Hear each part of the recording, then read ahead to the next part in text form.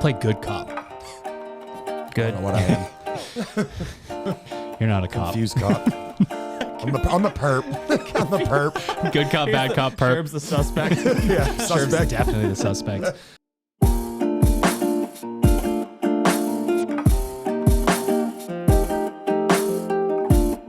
Good morning, Misfits. You are tuning into another episode of the Misfit Podcast. Full goon squad on the mics. DJ Ted on the beat. I am making my triumphant return to the podcast from my week off. Thank Jeebus. Bro, we crushed How'd it. it What go? are you talking about? I think No, we crushed did it. good. That was a good podcast. We even did 2 ad reads each. Training versus testing. Sherb started the ad reads. It was scary, but I did it. Was it? Did. Yeah. Yep. It was fine. Yeah, it was a good topic. I mean, it was really important that The ad reads, I mean, the topic was good. Yeah, the ad read was okay. The topic was good. But it was nice to kind of recap the idea that there are times to train and there are times to test, and learning how to do one versus the other. It's a very important topic, and I think, I like the clip that Ted took from the podcast and put on Instagram. But like, if you are always testing, you are never training, and you're not going to move the needle on your fitness. So Yeah, I thought that was a pretty good topic. I think it'll tie in well to today's topic too. There'll definitely be some crossover. What's it? I feel like sometimes when I try to fuck off once a quarter for a week. Once a day. Once a day. I do it Once every a day. day I fuck For right a day. off. Part of it is so I can leave you guys alone. What's it like to have a vacation from me? Wait, hold on. Let's clarify this. I am leaving. You are leaving us? To save us. He's doing it for our Both. sake. Yeah, you're I'm doing it for us or for everyone's you? sake. Okay. I am leaving so that I can, vacation's vacation for everybody. Right. But I'm also giving Misfit Athletics, Sharpen the Axe, I'm giving them a break from me. Okay. Yeah, that's fair. That's what I do once a year too. Once a year? Nice. Everybody needs it. Yeah. When I go on vacation, everybody goes. I think. Everyone goes on vacation. No one comes Wait. in. All right. So what was the original question? What was it like? What's it like to have a vacation from me? You air your grievances on a podcast. Oh. I feel like I know it's different now because you're typically over here and we're next door anyways. Yeah, there wasn't. I think that's more a timing thing. There wasn't a whole lot. I just instead of passing any sort of things by anybody, I just decided to do it on my own, which I already do 75% of the time anyway. But Sure. the other 25% went full. I just went rogue for a week. Right. What'd you do? Anything interesting? Well, I almost ordered a gray, black, and white rug to go in the teal room, in the teal office. So I would have supported your decision. I guess that's the most rogue I went. So Sherb walked into the building with yellow shoes and purple shorts and brown shirt and swag. green hat, and Hunter was like, "Fucking living room. God. This is it. This I got is it. the one. This is it. Sherb is the color palette." Yeah, inspiring your color palette for the office. Yeah. No, I don't think we did anything drastic while you were gone this time, but How much did Sherb work out? Let's air this on. I think I probably worked out more than he did. Yeah. Games training. We did going our best on. to try to give Caroline a push when we can. So, most of the last week I keep was having to cheat halfway through the workout to make sure that I give her the right push. The Cody AMRAP is a long-held tradition around here. When you're in games prep with someone, you just do it and with you're not a them. games athlete. Yeah. Otherwise, what it you got a 6-round workout, and I'm on 3, and you're done you're in with a the chipper, and you haven't been on the same I movement. tricked Caroline yesterday. She was like, "Why are you what?" I was like, "Why'd you put your ski erg all the way over there?" And I was like, or she was like, "Because I don't want to sweat all over it." And I was like, "No, put it over here." And the real reason was so I could see how many calories in she was. So I was like, okay, I'm probably not going to be able to do the MFT version of this, but I want to give her a push. She's going to catch me on the GHDs. I might catch her on the ski. I need to cheat. So I always do her you calories to for bitch work stuff. I always do that. It was the GHD. We're different fitness levels. Yes. Slightly. I almost did. I started with the 80 calories, which is the same that she was doing, but I was like, okay, I might get, quote, too far ahead, but so I had to modify on the fly. And I told her halfway through, hey, I'm going to this far.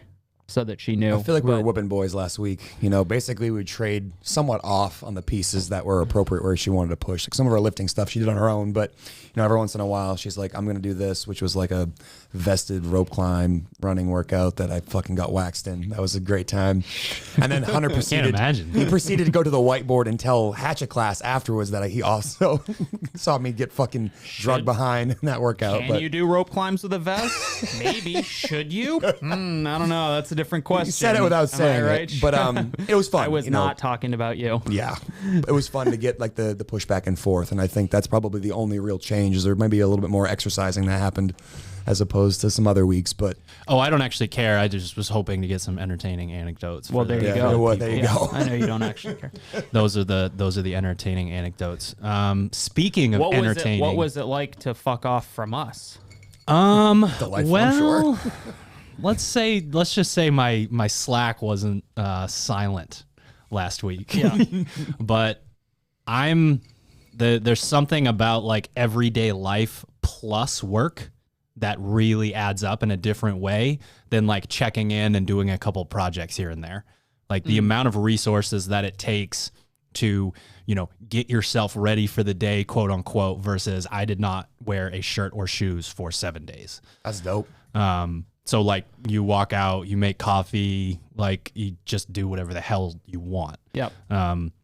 So those types of resources being given back, even if I am working a little bit, sometimes I feel like that if I'm on the road and like, especially if I'm traveling solo or it's like a small group, it's like, I feel like I don't need as much sleep. Like it changes in that way. And I basically went back and forth from either, it's on a little pond. So on, sitting on a dock. I know a lot of people from other states, when we say like we went to camp, they're like, that means absolutely nothing. So went to your house? Yeah. Yeah. Or they think you're in like a shed or in a tent. Yeah, that kind of thing. But in Maine, going to camp means going to like a cabin on the lake, that kind of thing. So it's either out there, sitting there, reading or working, or Maya hates it, but I have this thing up there at this rental that I call Mega Chair. And if you picture a relative's living room or basement with wood paneling and like maybe shag carpet or at least carpet. And like a buck head hanging over the fireplace. Yes. Yeah. The type of chair that like the dad would sit in, like cloth, like big, deep. It's not a recliner, but it's like one of those big, deep chairs that used to be part of like the set that your relatives would have. Does it have like a foot, like an ottoman to set your feet up on? So that's where Mega Chair comes into play. So Maya thinks this thing is disgusting because it's probably 80 years old and it's cloth. Because so who knows? Yeah, I don't care. It's very comfortable, like crazy comfortable. It's just one of those things that's been broken in a weird way.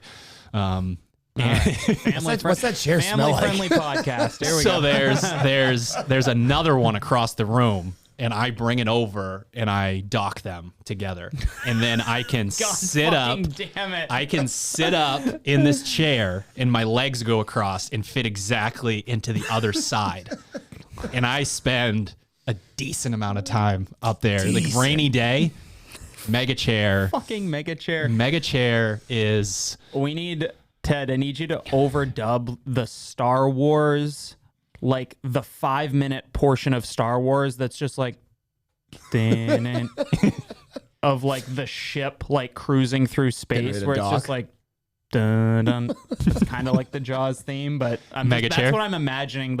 How Mega Chair is assembled is like with that music playing over. It's like a very slow but climactic process. Maya knew it was going to happen, so I like was trying not to do it. And like when we got there, I literally just ran over and put it, like grabbed it, carried it across the room, set it in front of the other one, and I was hoping you were going to say that you moved the chairs closer together, like 3 inches at a time. You would like walk back and just like bump it over a little bit closer, and then eventually they were like, I couldn't help it. I thought I was going to be able to be like, I can sit on a couch or whatever. I couldn't do it. I was just like, I'm going to turn this to face the television, and I'm going to put the other one there. I'm going to hook my iPad up to the TV, and I'm going to be a scumbag for a week. That sounds great. So anyways, it's great. Nice. That's good. Yep. Speaking, we were knocked off course for a second. Speaking of entertaining, so one of the things that we all think separates Misfit Athletics from the rest of the people that you could choose to follow programming on or, take content is the fact that we truly consider ourselves experts on these topics, take them very seriously, take the programming very seriously, your success, your mindset, all these things, but we do not take ourselves too serious. Definitely can't. That connection is something that's important to us because the idea of creating this like personification or like this is who I'm going to be in this place and in that place just doesn't really fit our like how we are as people. And one of the best ways to see those worlds collide is the vlog. It was super popular back in the day. When we would do it, at the games or at, regionals, that kind of thing. And we wanted to, after not traveling for so long, bring it back. So if you head to our YouTube channel, episodes 1 and 2 of the vlog from Granite Games are up right now. And you already, spoiler alert, know the happy ending, but there's something to trying to tell a narrative and then have it like over deliver. Yeah, seeing it happen in real time. It's nice. Yeah. Yep. Also, just a shout out to all the soldiers out there post mock games week. Please. This is interesting. So we get a lot of, we're doing it on purpose. We're trying to create as much hubbub around this as we can to get people excited for it. And people are doing mock games week, but maybe thinking that we write mock games week more like Hatchet mock games week, but it is part of programming for people that are headed to the CrossFit games. It's a very strategic thing to put in there and be like, Castro has patterns to what he does, and he does something very similar almost every year until Glassman told him to stop doing anything. And they cut everyone on the first day. Then they did Mary. Yeah, do friend once. So we create that for the athletes to have this week where I actually think volume-wise, they probably feel better about only having to really go through that 4-day block. It sounds crazy that the volume of the CrossFit games could be less, but when you're not dealing with, I got to do this lift and I got to do this, bitch work and conditioning, interval, all that, and you strip some of that stuff away, accessory work, whatever it is, it can actually be sort of a litmus test and rejuvenating at the same time. What I love about what's currently happening right now, we're always in the future on the podcast. So what is happening right now is when I go into SugarWOD, when I go into the Misfit Athletics app, we are seeing more scores on the Hatchet side than we are on the MFT side. And that is very promising. We push it really hard on this podcast that if you are a semifinals athlete or super close to that, you should be following MFT for the most part, but otherwise probably Hatchet. And, we're actually going to get into some of this topic a little bit today, but I think that's, can just be a challenging pill to swallow for people. We are truly just saying it is the best thing that we have created for you. Like no, judgment or like, we don't think you could be this or could be that. It's literally just, we think that most of the community is at this point in their career. And, we're trying to get you up to MFT. I mean, Hatchet is all it is a correction on our part from realizing that when we wrote MFT originally, there was a small sect of the community that could actually participate this the way we had intended to participate. So Hatchet is just a correction, allowing more people to participate with what we do. And we really do think it's the product that allows the majority of our community to follow along and get the growth that they're after. Now, granted, we'd love to see you have a trajectory where you start at Hatchet and end at MFT, but like we don't all get there at the same speed. So in lieu of just trying to beat your head against the wall and not get there, start with the program that's for you and keep working slowly over time towards the thing you want to do. Yeah, so I just think more people are accepting that, and maybe if mock games week was your introduction to scaling things back a little bit, maybe take that as a bit of a nudge to at least give the rest of Comp Block 3 or Phase 1, full attention on Hatchet and see what that does for you. See where you're going with that, because we're going to get into today's topic is going to be centered mostly around volume and what the trajectory of an athlete really looks like in terms of volume. And there's more nuance than just it's 100 of these and 50 of those. Yep. Different things are happening at different times throughout your career. And also sort of on that same side, something that we've been pushing really hard recently that Hunter typically refers to as athlete IQ. There's going to be a workout feature video dropping tonight or tomorrow. Sorry to keep the days exactly intact when you're a week ahead of everyone. But there's going to be a workout feature that we do games prep with Caroline, where we're going to take you through more information on the stimulus, more information on how we're looking at workouts. For her particularly, this is a heavy wall ball workout. So what does that mean for her? Is the only thing that matters at the end the clock? No, of course not. And then to really put a final stamp on the athlete IQ thing, Sherb's article, How to Effectively Use an EMOM. I think it's probably called something different on the website, but that's what I wrote. I was pretty close to the title of it. I mean, if you search underneath the blog, you can figure out. I tried to make the title as vanilla as possible, but it was something I think my like title was just EMOM. Like how to program, basically like how to program an EMOM for yourself. And the big take-home message there is that, like anything else that we give you on our website, it is a tool, but you have to know how to use that tool appropriately. If you try to use it for one thing, but you're actually trying to accomplish another, you're going to have either a very slow growth or you're not going to have the growth you're looking for.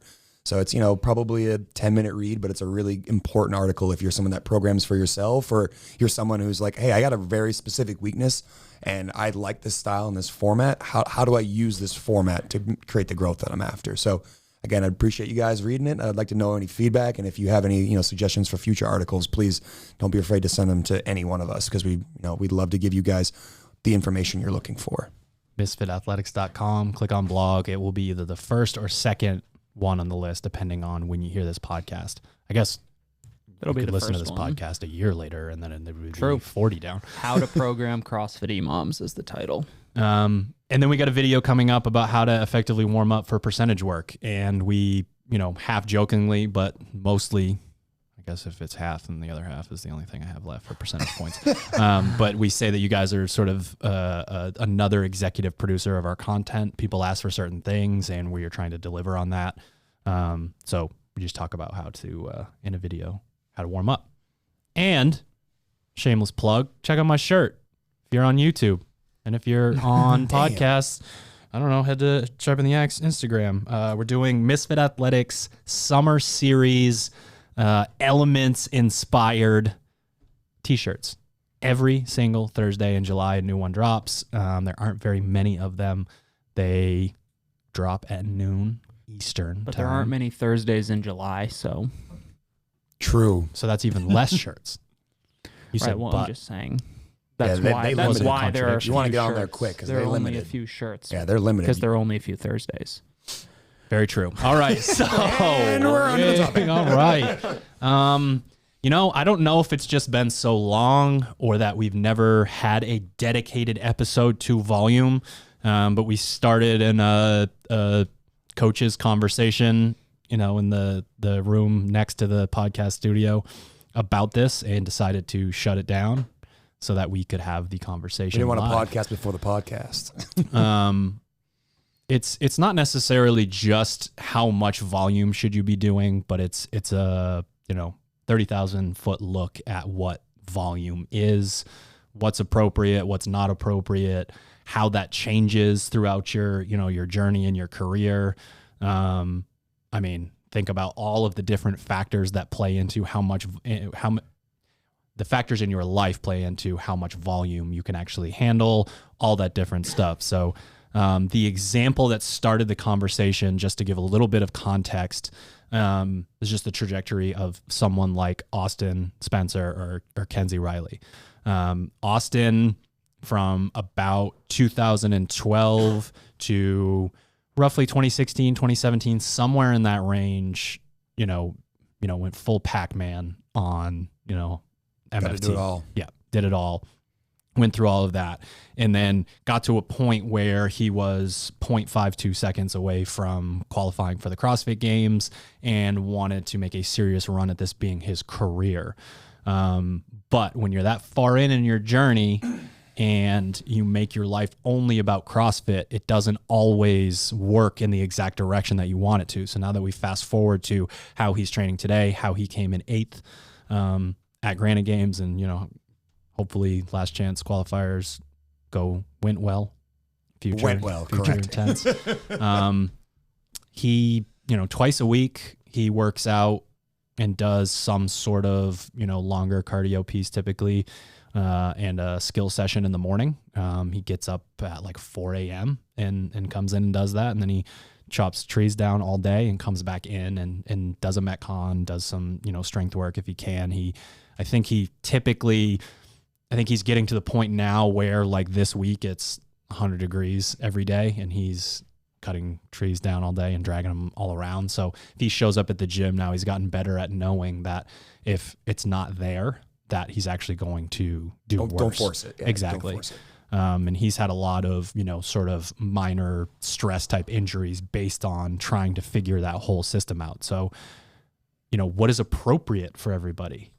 It's different athlete to athlete. There are generalities that we're going to be able to talk about when it comes to, we've worked with enough young gun CrossFit Games athletes that eat, volume for breakfast, lunch, and dinner, and then just have this like snap moment of, this is too much. I don't want to do this anymore. But you would never be able to convince the person the day before they decided that was the case and that's how they were going to get there.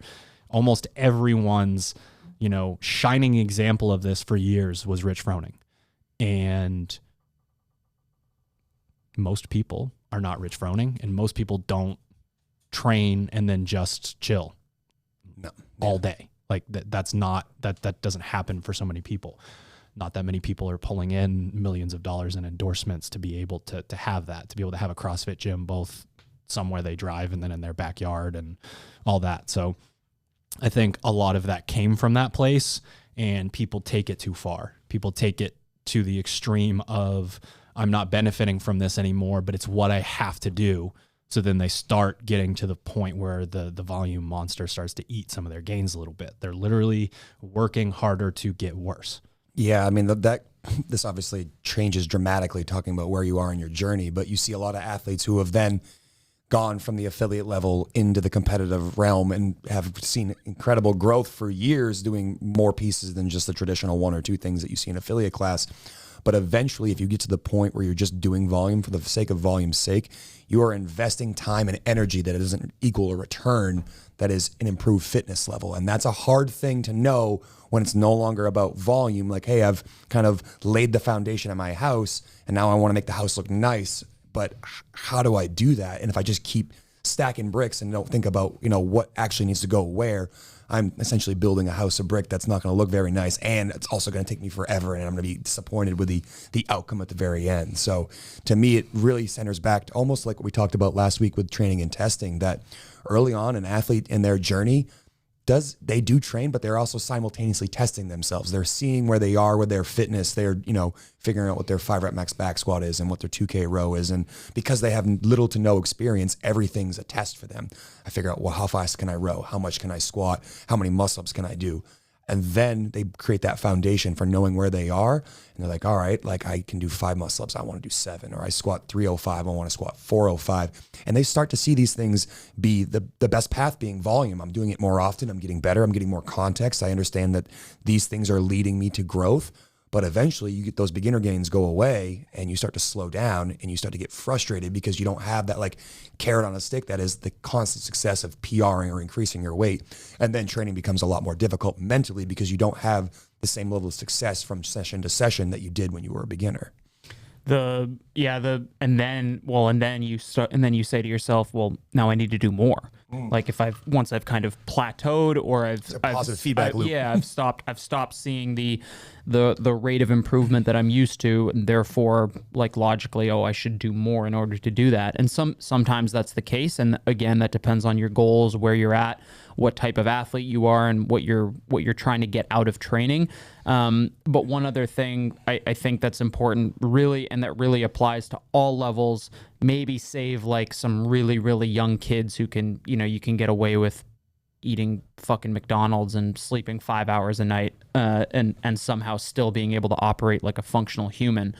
But for especially the more volume you get or you start to add, that the rate of like, hey, one training piece equals this much recovery, I don't think it no longer becomes one-to-one. When you start to really add excessive volume, you need a disproportionately more amount of recovery, fuel, food, like nutrition, all of that sort of stuff. So once as you start to go away from what you're used to and you kind of start to overreach in the volume sense, the amount of things outside of the gym start to, like I said, disproportionately become more important than, oh, I did one extra training piece today. Okay, I can have a few hundred extra calories, or I need an extra protein shake, and I'm, maybe an extra 30 or 60 minutes of sleep. But once you start to add training piece, that becomes significantly more important than it was before. Funny about that too is that when an athlete gets to that situation where they start to want to do more, almost no one's like,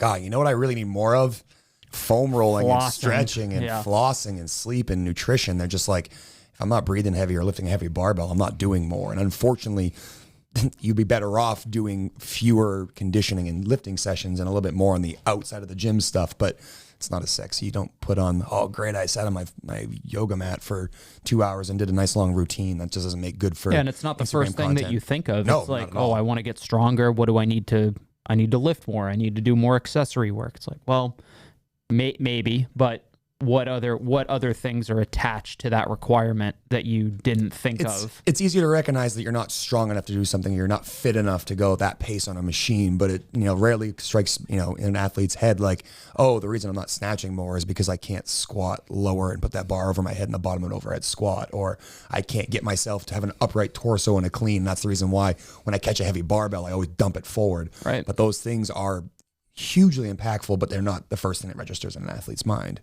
Two things that are popping into my head. One's just an anecdote. Some people listening to this podcast will remember when Max Bragg was a competitor, and for him, he would train at pretty close to an affiliate style level.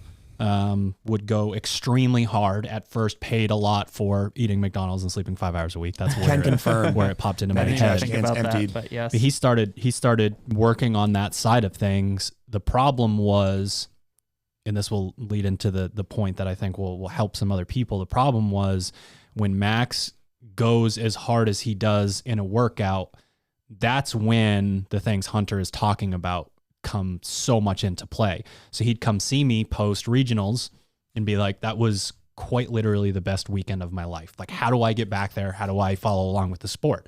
And it's like, well, I mean, a squat cycle could help, getting some running intervals in so that every time you run, you're not trashing your legs. Like, there's weird things when someone is that gifted, but not used to volume. And he couldn't do the extra volume. It wasn't something that he could achieve. There was no coming in and doing things in a more methodical fashion when you're allowed to do that, if it's skill work, if it's this or that. So when Hunter is talking about you needing to match up your volume with the recovery, there is a world that a lot of people live in where they're working out all day, they're not hitting the stimulus, or they're half-assing it, whatever it is. They're going through the motions, or it's not an appropriate workout for them. They don't get as beat up as somebody else, and they don't realize that the volume is not helping them because they're not doing it the way that they're supposed to, but they don't get that same kick in the gut that's like, you're not recovering enough. So you're in this weird purgatory of CrossFit where you're doing a ton of volume and nothing is happening. And it's like, okay, so I'm not beat down, but I'm not getting fitter. What the hell? What is happening? Yeah, that. And we see a decent amount of that. We see people tag us 4, 5, 6 times a day to go through these things and aren't potentially reaching their goals. And, that comes back to maybe just volume, or it comes back to the conversation of stimulus, or it comes back to the conversation of scaling and modifying. So like there's different places that this could be an issue from. But the idea that you can do a ton of volume, but you're not that fit you're also not under recovering, like we need to figure out what the hell is happening and there. All I can think of again is just the athlete IQ stuff. The more you learn about what you're trying to achieve, and that's, essentially why we do these podcasts and a topic like this today, is that we want you to understand that like we see you and where you're at, and we know why you're not getting to the growth that you're looking for. So I know it's a tough pill to swallow, and we were joking before on the, in the next room that like people would pick and choose maybe parts of what we're saying. Oh yeah, that applies to me, but those other things don't.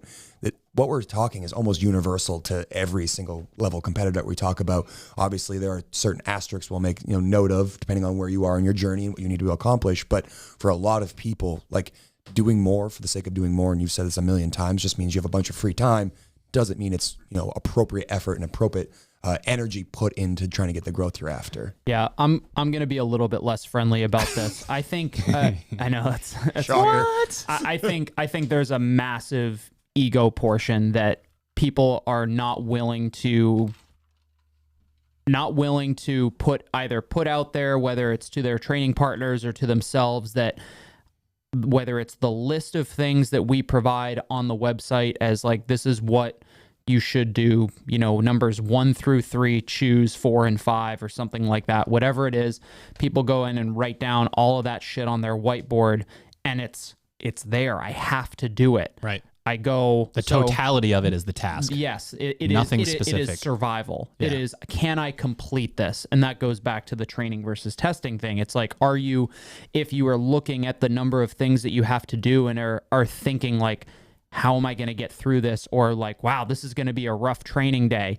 You're already setting yourself up for failure, not to not complete the work, but to not complete it. Like you said, it's like, I'm going to do everything at 70% effort because I know that I have something else coming up. Right. And even if it's not a conscious thought of, I want to save myself for the next Metcon, it's that subconscious of, I still have something else to do. It's okay. Like I'll be able to work out more later. And we see that so often, especially when it comes time for the open or quarterfinals. All of a sudden, like the lights are on, the intensity is ramped up, the atmosphere, the environment, and you actually finally go hard in something and you're debilitated. And it's like, what? Like what? I did 4 or 5 training pieces a day for the past year. How did that rowing and wall ball workout kill me? Well, it's like, well, because you tried harder. You haven't been applying the intensity that you needed to at the appropriate times. You've just been surviving and training for the last 364 days, and you wonder why you're not able to, operate at that 95% of your capacity for 12 minutes in a test. And you and I talk about this a lot. We see athletes who we know want to be better and strive to be competitive, and then the open rolls around and you're like, that person over there takes affiliate class 4 days a week, goes really hard, does nothing extra, and they beat you. And don't get me wrong, there are things that pop up that are specific weaknesses to people, but if you see that as a trend, as you're someone who's considering yourself competitive, you do extra pieces, and then you do the open workout, and let's say both of the movements for you and the other person you're comparing yourself to are somewhat equivalent, and they roasted you in it, maybe because they understand intensity a little better than you do. And that is a skill in itself, is realizing how to go to that place. And when we see that, we're always like, all right, how can we help this person realize that it's not just, don't just come in and do all the pieces, like do things that are specific to you. And, sometimes learning how to go really hard once is a hard lesson for people. And oftentimes we'll see us in affiliate class put the conditioning first, because we know some people are there. Oh, it's back squat day, I'm excited. Oh shit, there were bike sprints after. So we put the bike sprints first because we want people to remember that a big part of our fitness is being able to go dark and go into those terrible places. But that to me is a great litmus test. If you have a competition, you have the open, and you realize you're losing to your friends or your training buddies, you might want to ask yourself, am I training with enough purpose? And that's the reason why I'm not be able to beat this person when these tests come up. All right, Misfits, just a quick break for our show sponsors. Hopefully save you a little bit of dough on products that the three of us all use.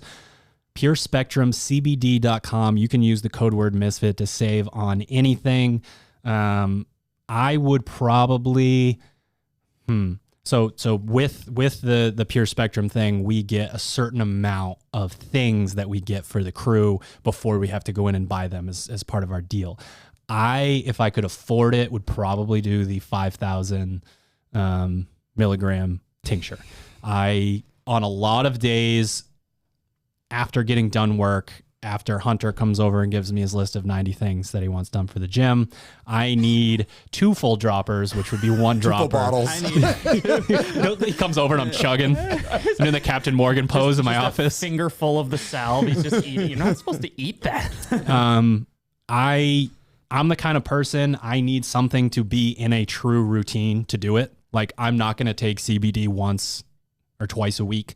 I'm not going to like think to myself, oh, now would be a good time to do that. My brain does not work that way. So when I have something that is a routine that I do essentially religiously, it's for a specific reason. It would be very easy for me to say, oh, there's good research on CBD and they're sponsoring the podcast, so go buy it.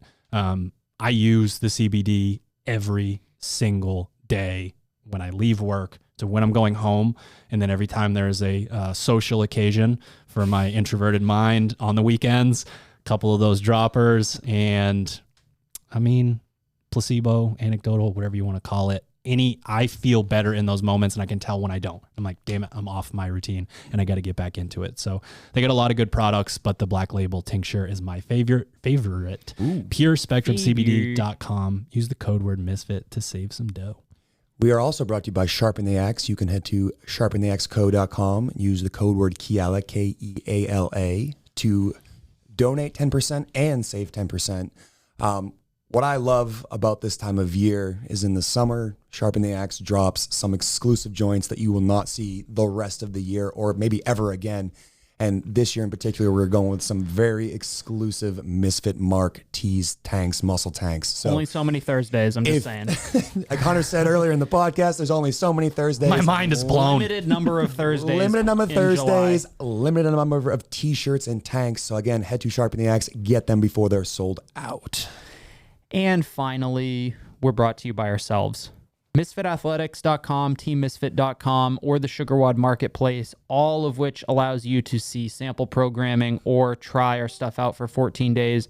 You guys just wrapped up Mock Games Week, and if you listen to the last podcast that we did when we talked about training versus testing, you just did a week of testing. Whether you feel great about your performance or recognize some things that you need to work on, we are now back into training mode. So pay attention to the things like the stimulus, the pacing instructions and whatnot, or head to the blog, misfitathletics.com, to click and learn a little bit more about those things so that you can maximize your training, and then apply the things that we're talking about today and as far as volume and stuff like that to make sure you're getting the most out of it.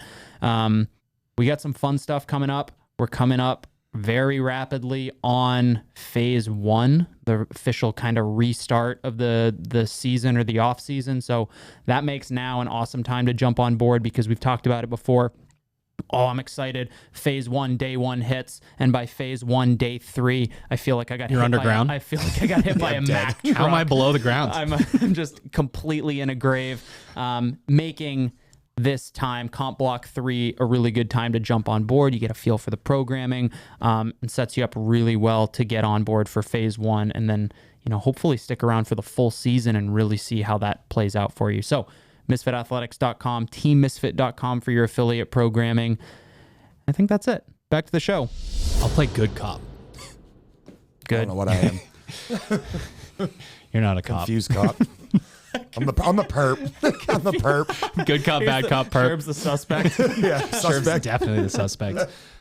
So again, 2 things. First one is we are that same person that's tagging us 4 or 5 times a day. We are like blown away by your passion. We're also like want to shed a tear for the direction, how you are directing your passion. It's tough to see someone work so hard and then be like, why am I not where I want to be? When it comes to, we have so many of these stories either through remote coaching or in person here at the gym. And there's really something to that.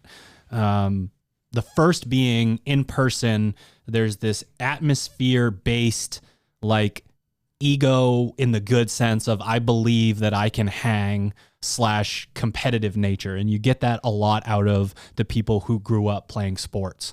So they show up and some of the stuff that they're doing is inappropriate for their level, but when their wheelhouse movement comes up, they catch you on the burpees, and they're still trying to figure out. You're not going to convince them to take 185 off the power clean. They're going to figure it out, but then they're going to go blast through the burpees again. And eventually that atmosphere can create someone who did inappropriate workouts with so much vigor and so much like, I'm going to catch up, and notices each time, like, getting a little closer, getting a little, like, that sort of thing. That can work, and we've seen it work a bunch of times. Yeah. And then on the side of remote coaching, or if we're just like, please stop, whatever that is, there's just the fact of whether it's appropriate or not. Yeah.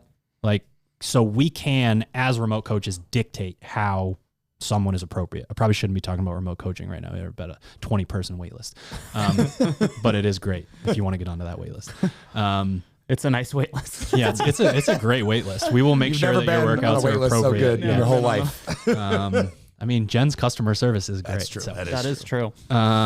I'm not the customer service. I don't know why. Bad cop is not the customer service. No. Do you follow Hatchet? No. We're literally trying to hire somebody to be the customer service representative so I can stop doing it. This may or may not be true. So that's where my mind goes with this stuff. And if you don't have that atmosphere, your workout better be appropriate for you. Like, I don't know what else to say. And creating that atmosphere is tough. Like, if your dream is to be a CrossFit Games athlete, you might have to go tell your significant other, we don't live in Omaha anymore. We live in whatever place. Or you're driving 45 minutes to another gym or whatever. But there's, I saw... We talked about the 225 snatch phenomenon forever. In our early days, no one could do it, and then everyone can do it, and that just keeps happening in the sport. It's no different than every year they add another 180-degree rotation.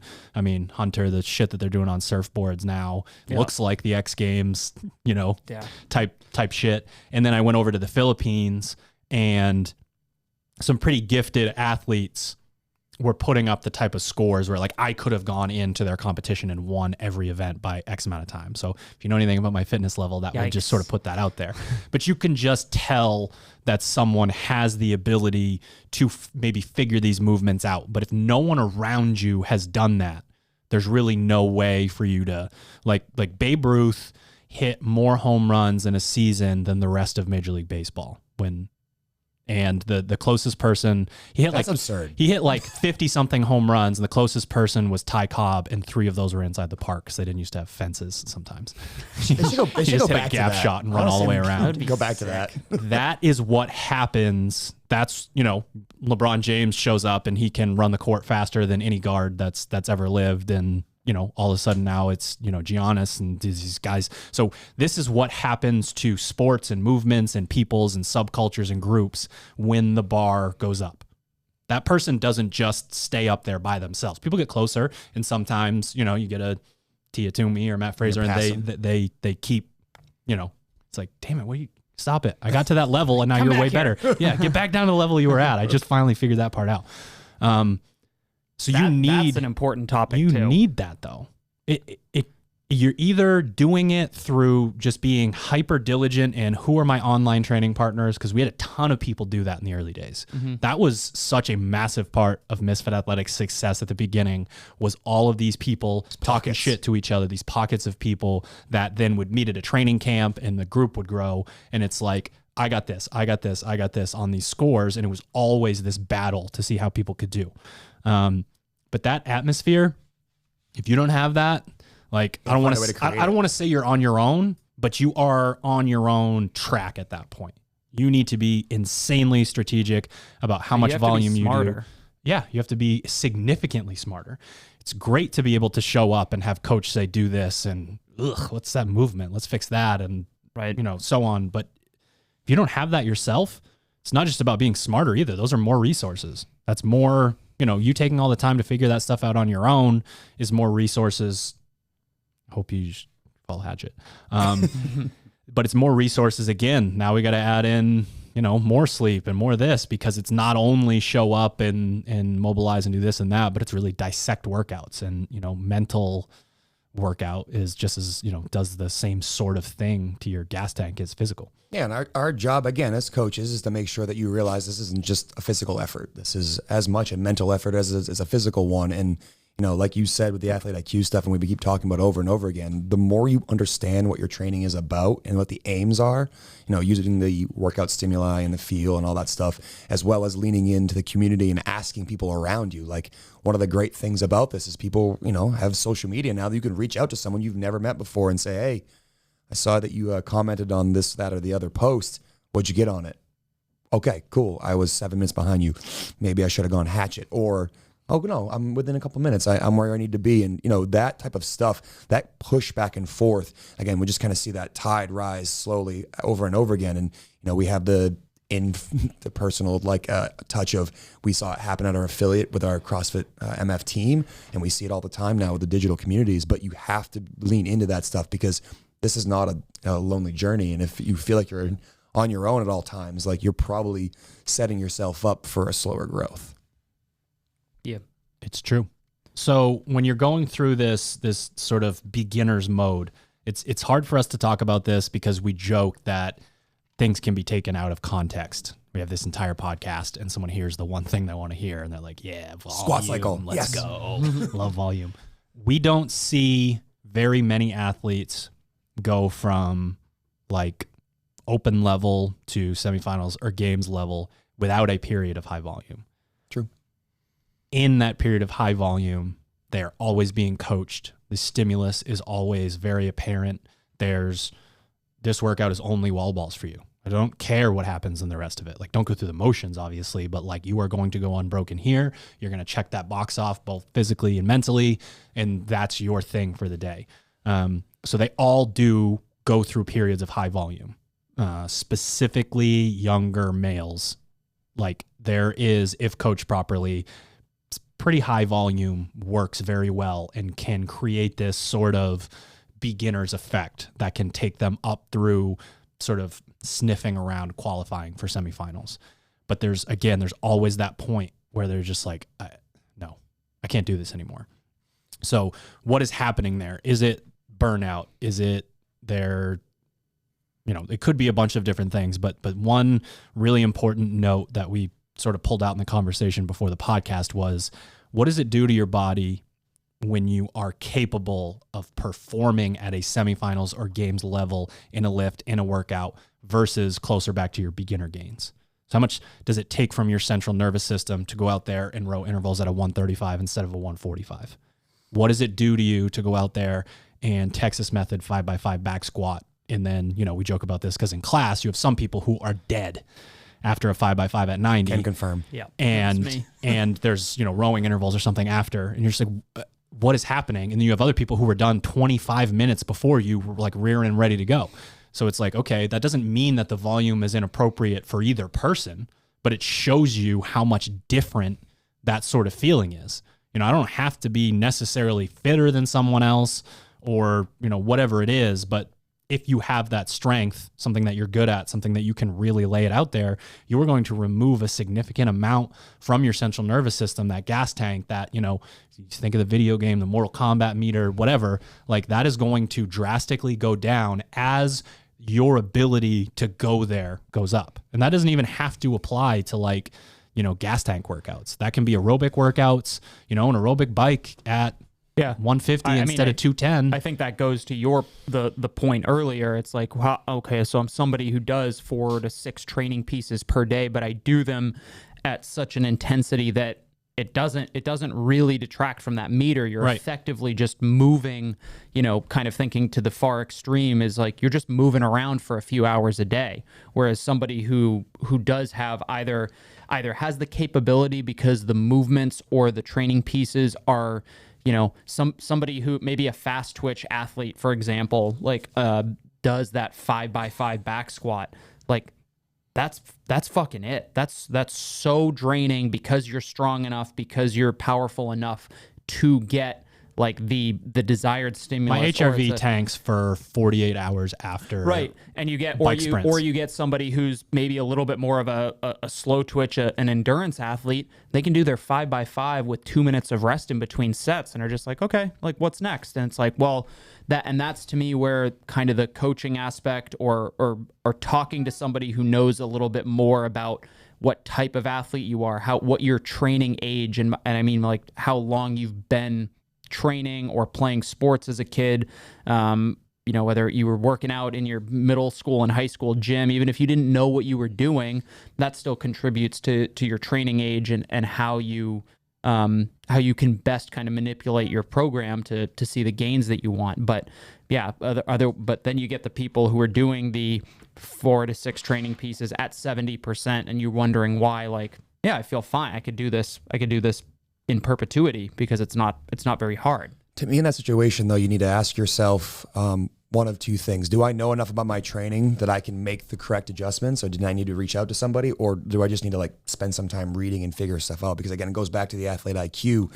If you get done your squat session, you don't feel like someone else does, like that tells you something very specifically about yourself, and you have to figure out like, what about what what about what I just did could be better? Like, how could I make this session more effective to me? And, one of the examples that I think works great is, we've done the Team Misfit. We did a back squat phase that included some PAP training, which is just doing something explosive, like a box jump or a bike sprint after a squat, because we have a bunch of athletes in our gym that vary in capacities from the ultra, fast twitch athlete all the way down to like, I came in doing marathon runs for years and years. So I've built up this crazy amount of volume and slow twitch muscle fiber.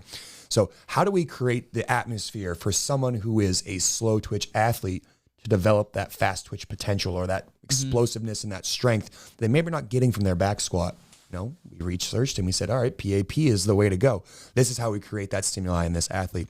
That's something you have to start investigating on your own or reaching out to other people to figure out, how do I move the needle? Because again, eventually at some point, just doing it to do it, is not enough. Knowing why you are doing it and what you're trying to create becomes the bigger aim. And that's why you see, some high level competitors and you're wondering, you look at their Instagram, all I fucking do is accessory movements. Like, I don't ever see a Metcon. All I see is them doing like single kettlebell presses and side planks and shit like that. And it's like, they are showing you part of their training, but they've earned the right to be doing more of that stuff because they've checked off the box of, yes, I'm strong enough where I need to be. And I'm fit enough in these time domains that I'm confident I can do these. How I move the needle is by fixing, my overhead positioning or fixing my squat depth. But that becomes a very different conversation than someone who's brand new, who's just like, I don't know how to go hard yet.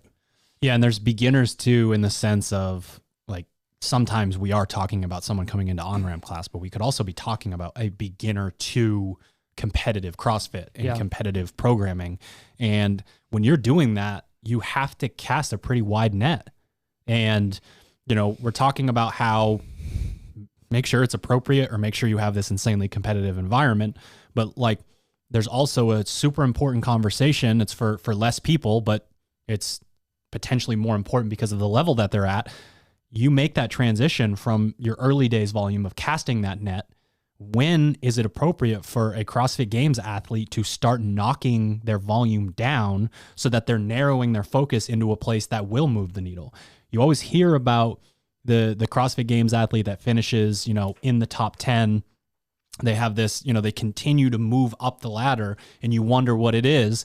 And it's always something like, I started swimming more. I started biking more. I started, I put in this other lifestyle thing that completely changed. I finally started taking my diet seriously or sleeping. They are trying to go more all in on a specific thing to supplement what they're already doing.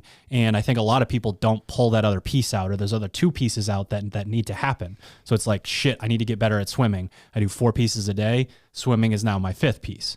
And that doesn't make any damn sense, So there's a point at which athletes, and a lot of this does have to do with their previous athletic experience, but there's a point at which athletes ride that ramp of, I'm getting better just nonstop. But then when you get to that point where you've reached the area, like the general area that you're trying to be in, not the exact, sort of middle bullseye, you're hitting the board, but You're on the edges. Yeah. Once you get to that point, it becomes, okay, what do I need to like really hone in on? And, you know, my mind's going to Kenzie. Kenzie thought that she was going to finish in 15th-ish place at the Atlas Games, and she was going to be happy with that. Just like, hey, you know what? I you know, had a kid, had a kid and I didn't really train for this, you know, through the year. And then once things started happening, we started paying closer attention to her training. You know, she essentially went from following whatever on the blog to me working with her. And Kenzie in the past, I felt like had too much programming that was obsessing over her weaknesses. So it's just like hammering nonstop these things that she wasn't, you know, the few things that she's not great at, and maybe leaving some of her strengths behind. So then she'd go compete, and yeah, she would slide up on, you know, her absolutely worst events, slide up from 26th to 20th, but then the ones that potentially she could go win and really grab points, this is what you need in the sport, she would slide down to that place. So without telling her, that's a really important tactic with Kenzie. My strategy with her was to keep her as a generalist, to get her fitness up to a level where she could just go in and use that. Because it's like she came in first place in the muscle up workout. She thought she was going to do really bad in that workout. But if you look at that workout, you look at the lunges and the double under volume, it's like, oh boy, this is a fitness workout. So we actually stuck the rope climb one at the end of the weekend, which she also did well in. She didn't think she was going to be able to. But we stuck that later on in the weekend so she could really focus on that piece. And then I was able to tell her afterwards that the strategy worked once Atlas Games were over. But it's like, she does not need a bunch of volume to stress her out with what she has going on in her personal life. She needs to go in, and I don't even tell her that I need her to be really putting the pedal to the metal, because she always does that.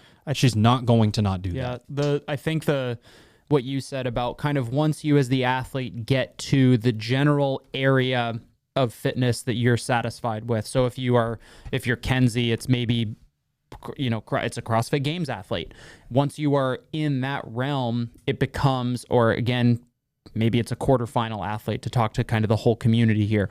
Once you're in that realm, it kind of becomes, what is the minimum effective dose that you need to maintain, or, you know, you can now start to really focus in on specific weaknesses. You know, it wasn't, for a lot of athletes, it's not at that level. Like Caroline's a good example. It's not, okay, we need to get another interval with chest to bar pull-ups and thrusters in to get more fitness. It's like, no, you're going to sit on a bike for 60 to 90 minutes and get that, you know, kind of the aerobic base up a little bit more. And it's once you have kind of arrived at a place that you're comfortable with your general fitness, then it's, like I said, becomes what is the minimum effective dose? What do I need to really work on some chest to bar skill work in a very low intensity environment, because the rest of my fitness is fine, but it's just, I need to work a little bit more on this? Or is it the Kenzie where it's, hey, you're generally fit enough that, yeah, maybe your muscle up capacity isn't, you know, number one in the world, but your fitness capacity is high enough that it doesn't matter.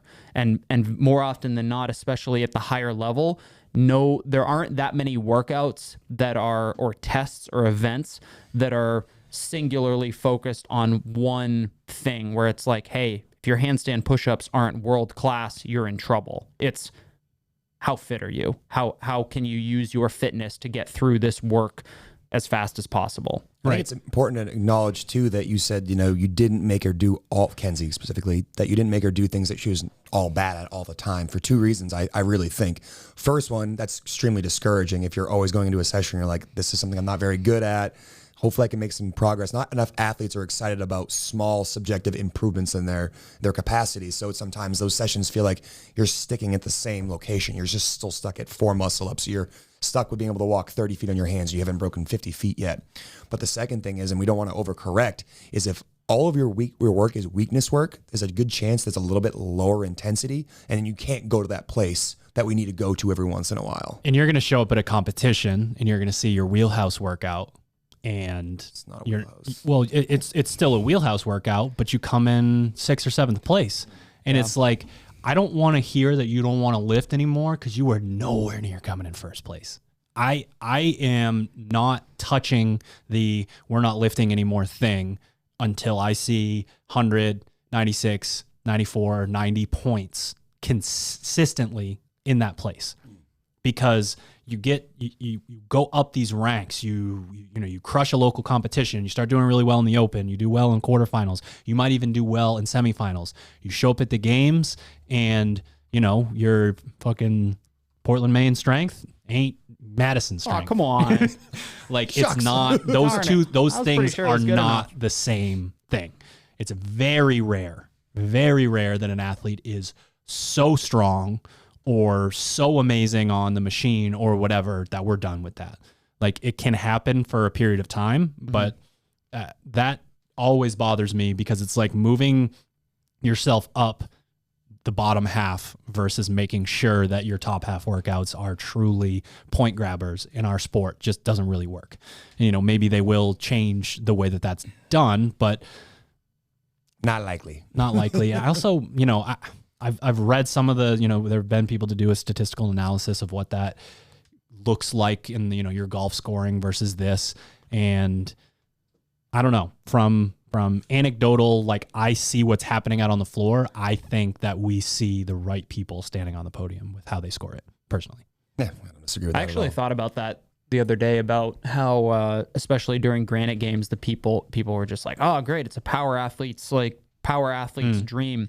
And I was like, the same people, it didn't matter. The same people were going to the CrossFit Games. And it was like when you rank those people, and I know the Morning Chalk Up didn't want to say it, and we knew that Caroline would be in that top 5. I accosted Brian, but told him nice job on the rankings.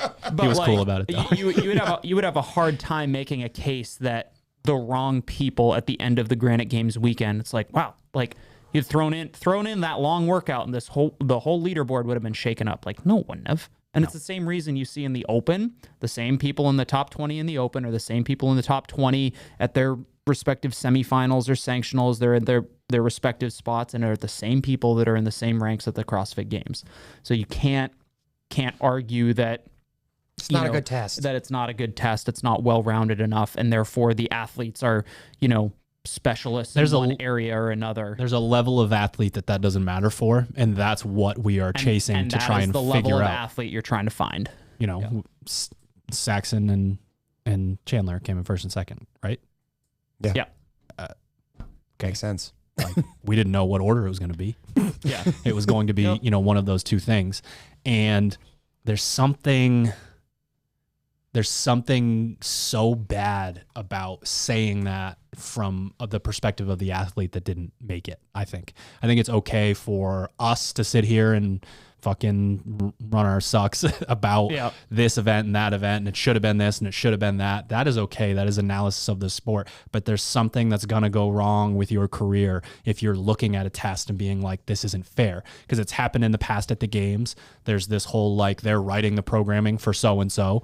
And then there was the whole joke that Castro was writing the programming to try and screw over Fraser. Like, good luck. What could that be? Like, be taller, like he jump, dunk a basketball. Like I think all that was a joke to get more people to watch CrossFit Games. Of course. That's my guess.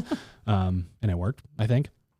But like, there's something about that where you hear that and in the back of your head, you would never say it to someone. It's like, you're not a champ. You want to be a champion. And I don't think they would ever say that. That's not a mindset a champion would have. They would be. Isn't fair. Yeah. There's so many. We're allowed to say it's not fair. There's so many factors too that you can't, like, the way that the workouts are written is just one of like 20,000, variables that go into the weekend. Oh yeah, this is your wheelhouse workout. Turns out your judge can't spot the, missed a bunch of reps and you took a 12th place finish. It's like, was it a wheelhouse workout, or were you just like, or was it not a wheelhouse workout, or were you just not fit enough to overcome the adversity? Yeah. So we kind of got derailed there. That's all right. That's the point of the podcast, right? Fair enough. I think it's important to, when we are speaking in general terms, to start to work towards the end of the podcast with synthesizing some information. Yeah. People feel like we love the like big picture, like how do we want to program for someone taking them from 2022 to 2026? I need to know what to do though, coach. Yeah. So you're synthesizing, and I think it's so important to go in and say which pieces apply to me here, and am I in each individual thing meeting the stimulus that I'm supposed to? That's number one. If you don't meet the stimulus, then the rest of the conversation doesn't really make sense. That's what we're basing it off. Yeah. We're basing our advice off of the fact that you go in and not only is the scaling and modifying where it needs to be, but the way that you're thinking about the piece as a gas tank piece where you're trying to die on purpose, as a muscle endurance piece where you know you are going to have to break your workout up, as a conditioning piece where you are trying to be methodical in your movements and not frantic, but, cut down on the transition time, work the open style type of workout. We need that. That is our foundation. That is our baseline. Yeah. That's where we start. And what's so great about that is as you start to stack those blocks on top of each other, what Hunter said at the beginning of the podcast about you've got your 3 or 4 blocks on the right, and you have to figure out, inversely what those other blocks are on the other side. That's why the shirt exists, fill the tank, empty the tank, or vice versa. I guess it depends on where you're at in your day. Yeah, exactly. Yeah. So that mentality is the basis for everything that we're talking about. And then as you start to go through, a lot of this stuff is just going to be obvious. You used to hit 14 muscle ups in your skill session, and today you hit 56. Which one do you think is going to chip away at your central nervous system and your shoulder health and your cartilage and your, collagen? Sure. The 14. That's really going to fuck me up. I went really hard in those 14. So that's stuff that you have to start to take into consideration. And outside of that, get yourself in a place. Like if this is your dream, if this is what you want to happen, you got to get yourself to a place where you got a coach or you have an amazing stable of people around you.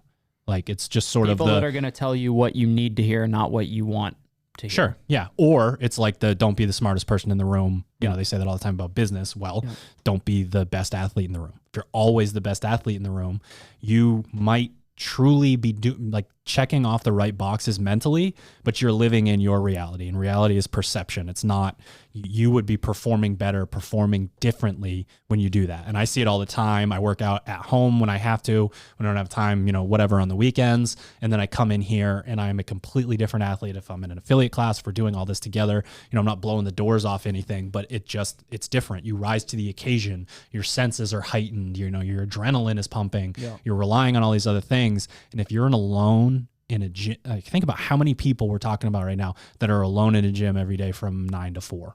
80% of the people that and they're just checking them off, and it feels right. It feels like I'm doing the right thing.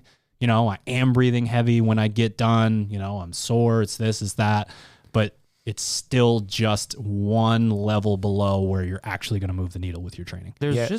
Sorry, go ahead. I was just going to say that goes back to the athlete IQ point. So if you're by yourself, or you start to have that growth and you're like, all right, I'm starting to be able to do these things at a higher level, and you are slowly becoming the best person in the room. And then you look around, you're like, all right, how do I create the push that I used to have? I used to be chasing Hunter in every single Metcon, but now I've passed him and he's, in my rearview mirror, and I'm stuck ahead. And I'm like, how do I continue to make that growth that I made when I was chasing him? You seek out adversity. You find a way to make your training piece more difficult for you. It always goes back to we've had athletes who travel up here and have stayed in Maine for a while. And one of the things that's not a very popular ask of them is like, hey, I know this is a 7-round workout, but I want you to fucking send round 1 and see what happens, because that's how you move the needle. You might be awesome at muscle ups, but you're not great at running, and you rely on your muscle ups to carry you past somebody in a workout like that. Well, shit, I'm going to tell you to run a 115-400 and see if you can still do those muscle ups, because that's how we move that needle. And again, it goes back to either having a coach or an awesome support staff, or you just being hyper vigilant to take a little bit more time to think about what you're going to do before you do it, so you can continue to move the needle. Because again, it will get to the point where you're like, man, I'm the best in the room and I don't really feel like moving to, I don't know, Tennessee or something like that. How do I create that adaptation? Don't you say that in this room. Move to Maine. I think it's more fun here. I think there's another kind of component to this. So let's assume that you're the athlete who is taking a lot of this stuff to heart, and you've establish that you can take the baseline information that we provide, the rough duration of the workout, the stimulus, and kind of the pacing instructions and whatnot. The execution portion, especially if you're by yourself, but still if you've got training partners, is the effort factor. And what that looks like a lot of the time for athletes, especially if you're training on your own, it is a little bit of that survival instinct. It's very hard to push or say to yourself, like, if I push, it's only going to save me a couple seconds in the workout, and therefore it's not worth it. It's when there's a 500-meter row stuck in the middle of the Metcon, you can be like, well, you could row at a 145, or you could row at a 150 and feel a hell of a lot better and only get off the rower 5 seconds after. But in training, especially when you're by yourself, the little bit of added effort and kind of intensity, and not resting on your laurels and taking the extra second to transition or whatever it is super, super important, I think. And that gets back to kind of the intensity piece. If you were cruising through 3 or 4, or 2 or 3 conditioning pieces without kind of that level of focus and intensity, and even if it's only going to save you a couple seconds, or worse, it's going to actually add time to your workout, but the effort was there. It's like, I went harder on the bike in the 3-round Metcon than I wanted to go. That's going to move the needle as well. So once you have that baseline, knowledge base, you have to apply the effort in the actual workout. You just can't kind of push cruise control and just kind of mosey through it. It's just it's volume for volume's sake. Yeah, I would say I have a theory on this topic. There's, I think, an article buried somewhere on the blog called "Intensity is Freedom." Mm-hmm. And there's something to being just below hitting the stimulus that hurts more mentally, because there's room for your mind to wander into different places. Whereas it's the phenomenon of when I am absolutely gassed and could not possibly row anymore, or, C2 bike anymore, hard, I can jump up and crank out a bunch of muscle ups. How is it physically possible for you to be in the depths of, I can't breathe, my muscles don't work, whatever, and then you go do that thing? It's because it requires more of you to pay attention to what you're doing. And maybe not necessarily threshold itself in like intervals, but that there's like threshold, the level below, which is a lot of training, a lot of Metcons that don't have rest in between. And then there's the level below, intensity is freedom, where there is no freedom. There's too much room for you to convince yourself that you don't need to do this, you don't need to do that. It's okay to say, I'm not going to hold this pace anymore, or, I have to break this up into 900 sets. You see it in athletes when they get like no rep in the open. They were unbroken, just murdering. They get no rep and they completely fall apart. And they can feel like, I can't grip for the toes to bar anymore, or whatever it is. And it's like, had I not no repped you, would you have stayed unbroken? Because you were on cruise control, fucking crushing this workout. And it's because they were in that like flow state, like, holy shit, like I'm fucking, zooming through hyperspace right now, that sort of thing. And then I think the final piece here is for those athletes that are listening that are at a very high level. Take a step back 3 or 4 times a year, maybe every single phase, and say, am I at that place? Have I reached the place where generalist high volume is not working for me, and I have to dial back and become more focused in my training? I need to become extremely focused. And that could eventually lead to higher volume again within that intense focus, but we're talking about the people standing on the podium at the CrossFit Games and their entire life is dedicated to it, and they don't use fucking steak knives or whatever, so they're gonna cut their hand off. That's my favorite one. But it is a good joke, but it's also the like, I mean, hey, you ever thought about that? Didn't think so.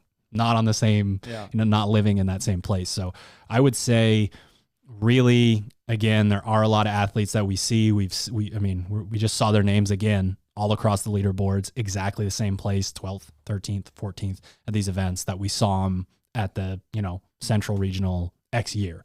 And you are a fucking monster, an insanely impressive athlete, that puts you in the top 60, 70 in the entire world.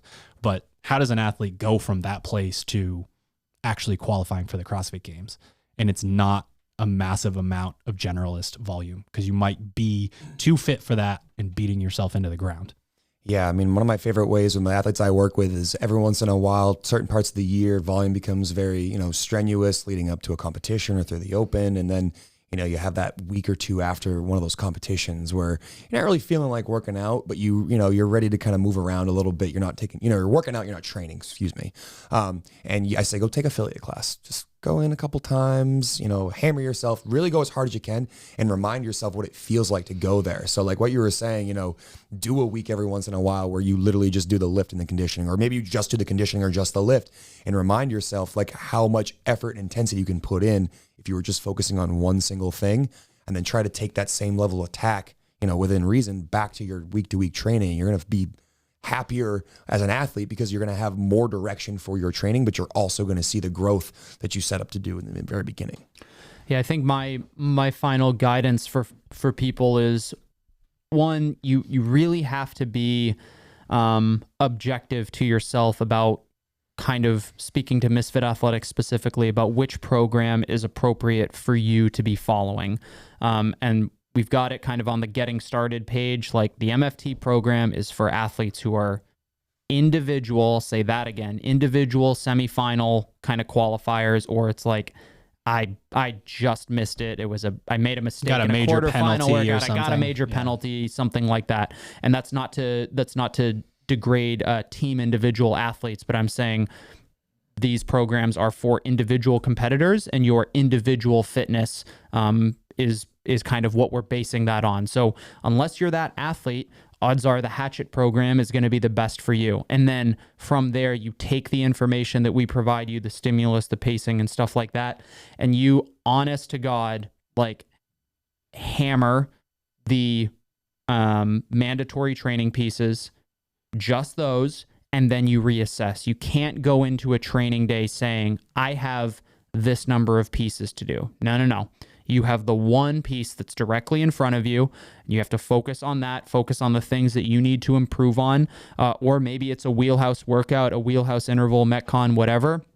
And it's like, sweet, I can hammer this and hammer it. And then say to yourself, do I need more? Or maybe it's, it turns out I no longer need this, moderate effort interval, and instead I'm going to practice I'm going to do the strict handstand push-up EMOM, or I'm going to, read Sherb's article and be like, oh yeah, I'm going to do 3 strict handstand push-ups on the minute for 10 minutes and get some quality volume in that's actually going to move the needle for me, not, I'm going to sweat a little bit more, so I'm going to beat myself into the ground, and then do that on repeat 4 or 5 days a week. So part 2 of this episode is percolating in my head. We don't have another nice 60 to 90 minutes.